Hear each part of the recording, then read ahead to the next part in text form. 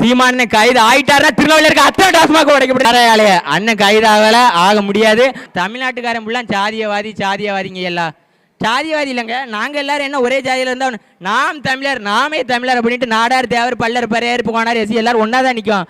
நீ யாரு மேலே ஆட்சி செஞ்சுக்கிட்டு இருக்கலாம் மு க ஸ்டாலின், நீ யாரு ஒத்த வீட்டுக்காரனையும் ஜாதி வெறியன்னு சொல்லுவேன்.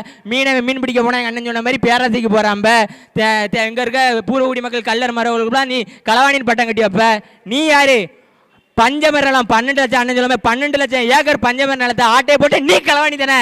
அதிகாரம் இல்லாமல் நாங்கள் ரோட்டில் அங்கே அண்ணன் தம்பி சண்டை போட்டால் அது ஜாதியாக கலவரம்னு சொல்லி நீ எங்ககிட்ட சொல்லுது. நீ நாங்கள் அண்ணன் தம்பி நாம் தமிழர் கட்சியை எதுக்கு ஒரே காரணம் அவனுங்க நம்ம இது வரைக்கும் கோனாறு தேவர் நாடாருன்னு பிரித்து வச்சுக்கிட்டு இருந்தவங்கள ஒன்றா நிற்க வச்சுட்டு சீமானு ஒருத்தன் பேட்டி கொடுக்க வச்சுக்கிட்டு இருக்கானே.